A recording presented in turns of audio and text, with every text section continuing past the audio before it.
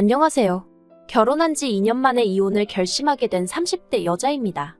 결혼할 때만 하더라도 지금 이 남편하고 검은 머리가 팥뿌리가 될 때까지 행복하게 살다 갈 줄 알았어요. 웨딩 마치할 때는 팔짱 끼고 들어갔는데 이제는 남보다도 먼 사이가 되었네요. 지인의 소개로 알게 된 남편과는 3년을 만났습니다. 당시 남편은 직장을 다니는 평범한 회사원이었고 저는 중학교 선생님이었지요. 첫 만남에 불꽃이 튀어 사랑에 빠지고 그런 것은 아니지만 취미가 비슷하다 보니 만나면 늘 얘기거리가 있어서 지루할 틈이 없었어요. 그래서 그때는 남편과 제가 정말 잘 맞는다고 생각했던 것 같습니다. 주말에도 만나면 취미생활을 같이 하며 시간을 보냈으니 싸울 일도 없었고요. 그런데 지금 생각해보면 취미생활만 하느라 막상 서로가 어떤 사람인지 알아가는 시간은 부족했던 것 같아요. 대화의 주제도 늘 취미에 관련된 것들이다 보니 깊이가 없었다고 해야 할까요? 사람을 만나면 다방면에 걸쳐서 이야기를 해보고 여러 가지 상황 속에서 성격을 파악하려고 했어야 하는데 말이에요. 왜 어른들이 그런 말씀하시잖아요? 결혼하기 전에 술도 같이 마셔보고 운전하는 것도 보고 사람들하고 어떻게 싸우는지도 살펴보라고요. 그런데 돌이켜보면 저는 남편과 술을 마셔본 적도 없었고 운전도 주로 제가 했어요. 정말이지 생각할수록 아쉬움이 많이 남네요. 그래도 결혼을 결심했던 건 어쨌든 같이 있는 시간은 즐거웠고 별다른 잡음이 없었기 때문입니다. 울며불며 싸워본 적도 없고 둘 중 누구도 헤어지자 소리를 함부로 입에 담지 않았지요. 그래서 남편이 프로포즈를 해왔을 때 고민하고 말고 할 것도 없었어요. 이 정도로 잘 맞고 이 정도로 사귀었으면 당연히 하는 거라고 생각했달까요? 게다가 어른들이 중요하게 보는 소위 객관적인 조건들 있잖아요. 부모님 재산이나 학벌이라던가 그런 것들이요. 그런 부분에 있어서도 크게 차이가 안 났어요. 아니, 차이가 안 나는 줄 알았어요. 남편의 거짓말이 드러나기 전까지는요. 결혼 준비를 하는 과정에서 남편의 재정 상태는 전혀 의심하지 못했어요. 어떻게 된 일이냐 하면 일단 저희 친정의 경우 친정아버지는 대기업에서 정년퇴직을 하셨습니다. 그리고 친정어머니는 그런 아버지의 내조를 하면서 평생을 전업주부로 사셨지요. 언젠가 친정어머니께 이런 생활이 갑갑하지 않으시냐 물었더니 워낙 어려서부터 조강지처가 되라는 외할머니의 말씀이 있기도 했고 성격 자체가 청소나 요리하는 걸 좋아하시다 보니 당신은 행복하다 하시대요. 하지만 저는 친정아버지를 닮았는지 어려서부터 꼭 제 직업을 갖고 싶었어요. 아침마다 당신이 다니는 회사의 자부심을 느끼며 출근하시는 아버지가 멋져 보이기도 했고요. 아무튼 저는 자신있게 화목하고 좋은 집안에서 자랐다고 말할 수 있어요. 반면에 남편은 아버님은 사업을 하시고 어머님은 은행에 다니신다고 저에게 이야기를 했었거든요. 그것도 몇 번씩이나 말이에요. 그래서 그 말을 철석같이 믿었습니다. 상견례 자리에서도 친정부모님이 시부모님께 지나가듯 사업은 잘 되시냐, 은행에서 근무하시면 그래도 여러 가지 좋은 점이 있지 않냐 그런 질문들을 하셨는데 그때 아버님 어머님 두 분 다 굉장히 자연스럽게 대답을 해주셨고요. 그리고 결혼 준비도 친정에서 1억을 해준다 하니 시댁에서도 1억을 해주셨어요. 그러니 제가 아버님 사업장을 찾아가 볼 것도 아니고 어머님 은행 지점에라도 가서 어머님을 찾아봤어야 할까요? 솔직히 그렇게까지 해야 한다는 생각을 전혀 못했지요. 아니, 그렇게 해야겠다는 생각을 했으면 오히려 이상한 상황이었어요. 그런데 결혼하고 2달쯤 되던 시기에 남편이 샤워를 하고 있었거든요. 그런데 남편 핸드폰에 뭔가 알람이 계속 울리더라고요. 신혼이고 야밤이었는데 알람이 자꾸 오니까 남편을 의심한 건 아니지만 그래도 왜인지 찜찜하고 성가신 거예요. 그래서 핸드폰을 슬쩍 봤더니 어머님이 계속해서 문자를 보내고 계셨습니다. 그리고 거기엔 황당한 내용이 적혀 있었어요. 달랑 하나 있는 부모 아파트 담보 잡아서 1억씩이나 땡겨 써놓고 돈도 한 푼 안 보내냐. 씻고 나와서는 분위기를 잡으려는 남편에게 제가 핸드폰을 보게 된 경위를 설명하면서 미안하다고, 하지만 이게 무슨 말이냐고 따졌습니다. 그랬더니 남편이 차라리 잘 됐다며 사실대로 이야기해주겠다는 거예요. 그리고 알게 된 건 아버님이 하신다는 사업은 작은 식당이었고 어머님은 은행 건물 청소를 하신다나요. 그러더니 식당 사장도 사장 아니냐며 그래서 사업이라 했고 어쨌든 은행원들하고 같은 건물에서 일하는 거니까 완전히 거짓말을 한 건 아니라대요.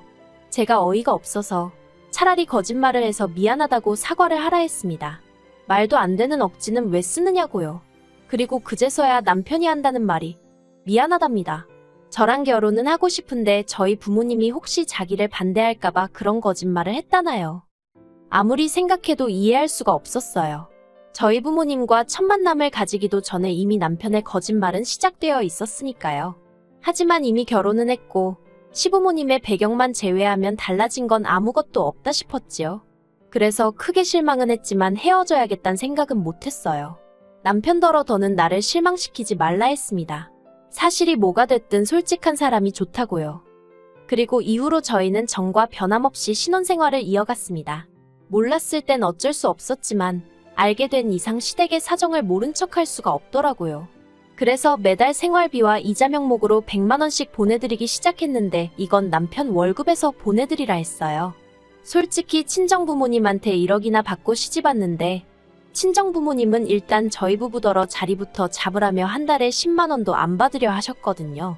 그런데 이유가 어찌됐건 시댁에 100만 원씩 드린다는 게 저도 사람이니 기분이 좋을 리 없었지요. 친정부모님은 아무것도 모르시는 상황이었지만 그래도 뒤에서 제가 죄 짓는 것 같은 기분도 들었고요. 그래서 남편에게 당분간은 월급 관리도 따로 하고 대신 어머님 아버님께 드리는 것도 당신이 따로 드리라 했습니다. 남편은 부부 사이에 어떻게 그렇게 딱 선을 긋냐며 서운하다 했지만 저는 남편에게 당신이 한 거짓말에 대한 일종의 죗값이라고 생각하라 했어요. 그러니 남편도 더는 이러쿵저러쿵 말을 못하대요. 그리고 저는 남편에게 말은 안 했지만 그래도 사람이니 한 번쯤 실수는 할 수 있는 법이지 싶어서 다시는 이 일을 입에 담지 않겠다고 다짐했어요. 그런데 얼마 전 남편의 본성을 알아차리고 말았습니다. 거짓말을 했던 것도 실수가 아니었고 남편은 원래 그 모양 그 꼴인 사람이었더라고요. 다만 제가 그걸 알아챌 기회가 없었을 뿐. 친정아버지는 은퇴 후 친정어머니와 함께 고향에 내려가 블루베리 농사를 짓기 시작하셨어요. 워낙에 귀농이 꿈이기도 하셨고 아버지 표현을 빌자면 농사짓다 망해도 그 돈 없어도 안 죽는다 싶어서 시작하셨다대요. 그런데 막상 귀농을 해보니까 고향도 당신이 알던 옛날 그 고향이 아니고 서울 생활도 그리워지셨나 봐요. 그래서 작년 가을쯤 시골 생활 전부 다 청산하시고 다시 서울로 올라오셨어요. 근데 문제는 막상 서울로 다시 올라오니까 처음 한 달 정도만 재밌다가 이게 농사라는 게 매일같이 신경 쓰고 할 일이 있잖아요. 그런데 갑자기 할 일이 싹 사라져서 그런지 우울해 하시더라고요. 친정어머니는 어머니대로 그런 아버지의 모습 때문에 힘들어 하셨고요.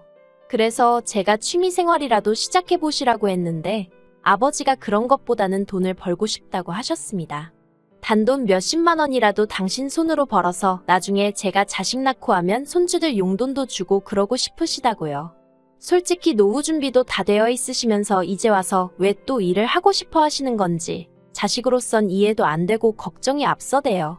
그래서 몇 날 며칠을 그러지 마시고 어디 여행이라도 다녀오시라고 말씀도 드려보고 요새 어른들 사이에서 유행이라는 스포츠 댄스 교실이며 이거저거 소개도 해드렸어요. 그런데 아버지는 아직 당신이 쓸모있는 사람이라는 걸 느끼고 싶다 하시더라고요. 그리고는 며칠 뒤 꺼내신 말씀이 택배 배달을 해보시겠답니다.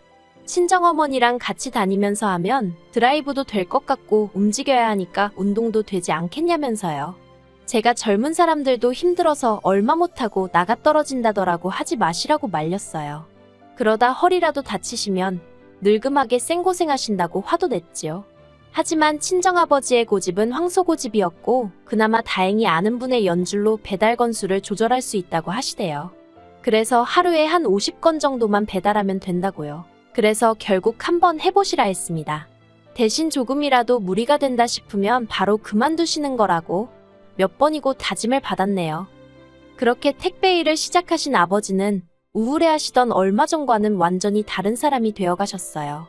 전에는 시원한 사무실에서 일을 하는 게 제일이다 생각했는데 이렇게 땀 흘리며 다녀보니 다시 젊어지는 것도 같고 기분이 끝내준다 하시대요. 그리고 친정아버지의 상태가 좋아지니 친정어머니도 걱정거리가 줄었다며 얼굴에 미소가 떠나질 않았지요. 제 우려와는 달리 너무나 즐거워하시는 두 분을 보고 있으니 나이만 생각해서 제가 너무 저희 친정부모님을 과소평가한 건 아닌가 싶대요. 그런데 어느 날 퇴근하고 집에 돌아왔는데 남편이 씩씩거리고 있더라고요. 제가 무슨 일이라도 있었냐고 물으니까 오늘 회사에서 쪽팔려 죽는 줄 알았다는 겁니다. 그래서 그게 무슨 소리냐니까 친정아버지께서 자기 사무실이 있는 건물에 택배 배달을 오셨다는 거예요. 그게 뭐 어때서 하니까 배달이나 하러 오셨으면 배달이나 하고 가면 되지 왜 자기를 아는 척을 하냐며 짜증을 내대요. 그때부터 저도 전후 사정은 잘 몰랐지만 기분이 나빴어요. 하지만 꾹꾹 눌러 참으며 남편더러 화만 내지 말고 자세히 말을 해보라 했습니다. 그랬더니 남편이 한다는 말이 점심 먹고 동료들하고 들어오는데 택배 조끼를 입은 노인네가 두리번두리번거리더랍니다. 그러니까 남편 옆에 있던 동료 중 한 명이 어르신 어디 찾으시냐고 물었나 봐요. 친정아버지가 택배를 보여주면서 여기다 배달을 해야 되는데 사무실이 다 비슷하게 생겨서 찾기가 어렵다며 웃으셨고 그러다가 이제 저희 남편을 발견하시곤 어이구 사위? 여기서 일하는가 하셨답니다. 아니 장인이 사위를 봤는데 그러면 모른 척 하나요? 제가 남편더러 당신 동료가 아버지 도와드리는 동안 당신은 우리 아버진지 못 알아봤냐고 물었어요. 그랬더니 알아봤지만 거기서 쪽팔리게 아는 척을 어떻게 하냐고 오히려 화를 내대요. 그래서 자기가 고개까지 돌리고 있었는데 저희 아버지가 기어이 아는 척을 했다면서 너무 짜증이 난대요. 장인장모 잘 산다고 얘기했는데 이게 뭐냐면서 저희 친정부모님 때문에 자기가 거짓말쟁이가 되었다나요. 듣고 있는데 어찌나 황당하던지 그리고 동시에 친정아버지가 받으셨을 마음의 상처가 걱정이 되었어요.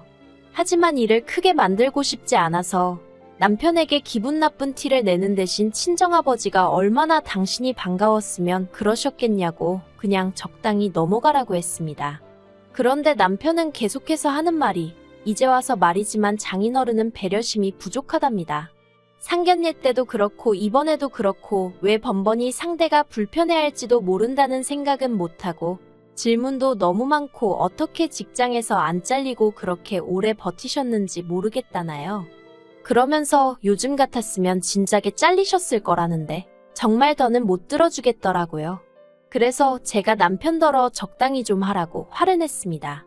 우리 아버지가 일부러 당신 망신 주려고 그 건물에 배달을 갔냐? 그리고 우리 아버지가 배달이라는데 당신이 뭐 보태준 거 있냐?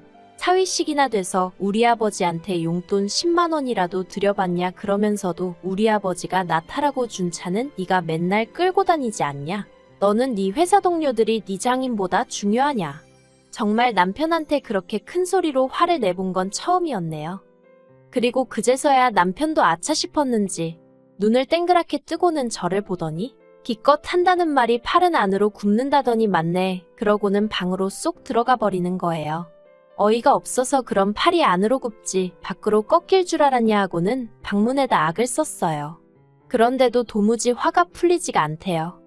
그리고 이튿날 아침 남편이 방에서 기어 나오더니 저를 본체만체 하더군요. 그래서 제가 할 말 없냐니까 자기가 무슨 말을 하냐입니다. 자긴 틀린 말한 거 하나도 없다고요. 그러면서 자기한테 혹시 사과 같은 거 기대하냐면서 꿈깨랍니다. 사과는 오히려 자기가 장인어른한테 받아야 할 판이라며? 말 같지도 않은 소리 듣고 있는데 지긋지긋하더라고요. 그래서 그냥 너 같은 인간한테 내가 뭘 기대하겠냐면서 별 볼 것도 없는 거 그나마 함께한 세월 때문에 어떻게든 풀고 살아보려고 했는데 넌 답이 없다고 그냥 이혼하자 했습니다. 너 같은 것도 사람이라고 한 집에서 이불 덮고 어떻게 살겠냐고요. 솔직히 저희 남편이 어디 가면 장인장모 돈 많다, 우리 와이프는 교사다, 그걸 무슨 자랑마냥 떠들어대는 사람이에요. 그러면서 곧 죽어도 자기 부모 얘기는 안 하거든요. 그럴 때면 저는 그냥 얼마나 스스로 내세울 게 없으면 처가랑 와이프 얘기만 저렇게 할까 싶어서 안쓰럽고 그랬는데 더는 꼴 같지 않은 남편한테 그런 배경도 돼주기 싫대요. 솔직히 저는 친정아버지가 정말 대단하다고 생각해요. 그 연세에도 늦었다 지레 겁먹고 포기하는 법이 없으시고 무엇이든 최선을 다하시는 태도가요. 요새 젊은 사람들이 끈기도 없고 열정도 없어서 툭하면 포기하는 일이 많은데 저희 친정아버지는 그런 면에서는 누구에게나 롤모델이 될 법한 분이세요. 그리고 친정어머니도 그런 아버지를 항상 믿고 지지해 주시니 자식 입장에선 정말 두 분께 감사할 뿐입니다. 남편 때문에 졸지에 이혼녀 딱지를 달게 되었지만 저는 괜찮아요. 친정아버지께는 솔직하게 말씀드리면 당신 때문에 이혼한다 생각하실까봐 이것저것 서로 안 맞는 부분이 많아서 더는 못 살게 되었다고만 말씀드렸어요. 저에게 다음 결혼 생활이란 게 또 있을지 모르겠지만 그때는 정말 인간됨됨이부터 확인할 생각입니다. 남편하고 살던 집은 어차피 전세였던 데다가 계약 기간도 끝나가는 중이었기에 보증금 돌려받으면 계산할 거 계산해서 깔끔하게 정리할 수 있을 것 같아요. 그리고 저희 이혼 소식을 들은 시부모님께서 남편더러 미친 엑스냐고 네 주제에 어디 가서 저런 여자를 만난다고 욕을 하셨던 모양이에요. 저한테도 어머님이 연락해 오셔서는 아들 교육 잘못 시킨 당신 죄라며 한 번만 참고 넘어가라는데 죄송하지만 그렇게는 못한다 했어요. 남편이 저희 아버지 가슴에 대못을 박았는데 제가 어머님 가슴 아픈 거 신경 써드리고 싶지도 않았고요. 다음 달쯤에 부모님 모시고 여행이나 다녀와야겠습니다.